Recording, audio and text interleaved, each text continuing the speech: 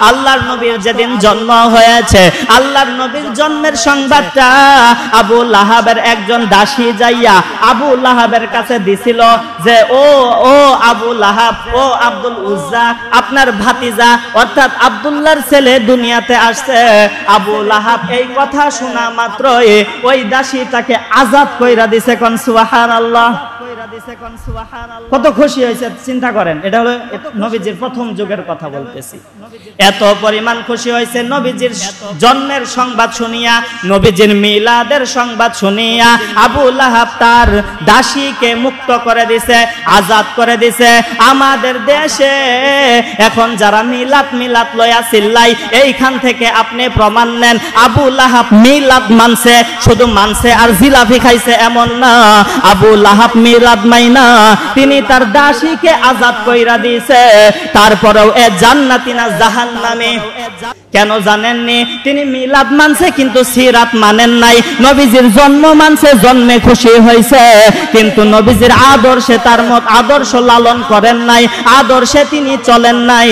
অর্থাৎ মিলাদ মানলে সিরাত না মানলে জাহান্নামী। আমাদের দেশেও যারা সিরাতের খবর নাই, দাড়ির খবর নাই, মদ গাঞ্জা লয়া ব্যস্ত থাকে, বাজারের মধ্যে নারী পুরুষ একত্রে নাচানাচি করে, তারা জায়গায় জায়গায় আমাদেরকে ওয়াহাবি ওয়াহাবি বইলা চিল্লাই। আমি আজকে বলবো যারা আমাদেরকে ওয়াহাবি বলবে তারা সত্যিকার অর্থে আবু লাহাবের বংশধর লাহাবি। কথা বলেন ঠিক কিনা? কারণ আমরা ওয়াহাব আল্লাহর একটা নাম, আল্লাহর এই নামের অংশীদার। আমাদেরকে যদি বলে কোনো দুঃখ নাই, কিন্তু তারা এমন একজন ব্যক্তিরকে অনুসরণ করে। আবু লাহাব মিলাদ মানছে, সিরাত মানেন নাই। তাদেরকেও খবর লয়ে দেখবেন মিলাদে জিলাপি খায় আর জায়গায় জায়গায় মিছিল দেয়, কিন্তু তারা সত্যিকার অর্থে নামাজ তো দূরের কথা, উষ্টা খাইলে পশ্চিম দিক পড়ে না, জোর কইরা পূর্ব দিকে পড়ে। ঠিক কিনা? এটা হলো আমাদের পরিস্থিতি। তো আবু লাহাব খুশি হইয়া, এত খুশি ছিলেন প্রথম অবস্থায় যখন তিনি ইসলামের দাওয়াত দেয় না, যখন তিনি আল্লাহ এক আল্লাহর কথা বলেন না।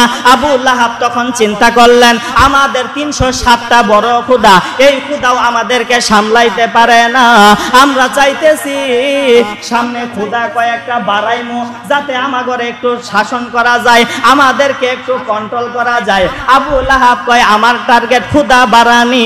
মুহাম্মদ যদি আয়েশা বলতো 360টার জায়গায় যদি কইতো 600 খুদার ইবাদত করো, তাইলে তার কথাটা কিছুটা হইলো মানা যাইতো এবং আমরা সবাই মিল্লা আজ্ঞায়া যাইতাম যে মুহাম্মদ বেশি খুদা লই আইছে, কিন্তু দেখিস 307 খুদাই আমগরে সামলাইতে পারে না। মুহাম্মদ আসছে এক খুদার দাওয়াত লইয়া। নাউজুবিল্লাহ। আবু লাহাব এইরকম দুশ্মন হয়ে গেছে। সর্বশেষ উনার ধ্বংস কিভাবে আসলো শোনেন, সংক্ষেপে বলে দেই। আমাদের দেশের সাথেও দেখবেন মিলে যাবে। আবু লাহাবের যে মাল এবং সন্তান কাজে আসলো না। আবু লাহাব কখন মারা গেল, কখন ধ্বংস হইল? বদরের যুদ্ধ যখন শেষ হইল, কাফেররা যখন পরাজয় হইল, মুসলমানরা যখন বিজয় হইল, পরাজিত কাফেররা যার যার বাড়িতে যাইল। বাড়িতে যাওয়ার সঙ্গে সঙ্গে আবু লাহাবের গায়ের মধ্যে, ঘাড়ের মধ্যে একটা ফোঁড়া হইল, এটাকে বলা হয় প্লেগ রোগ। এই প্লেগ রোগ হওয়ার পর আস্তে আস্তে তার সারাটা শরীরের মধ্যে এই রোগটা ছড়ায়া ছিটিয়া পড়লো। তখনকার সময় একটা প্রচলন কথা ছিল, একটা মাশহুর জমহুর একটা প্রসিদ্ধ কথা ছিল, যদি কারো প্লেগ রোগ হয় এই রোগের ব্যক্তির মানুষটার কাছেও কেউ যাইতো না, যদি যায় তাহলে তার গায়ের মধ্যেও এই রোগ আসবে।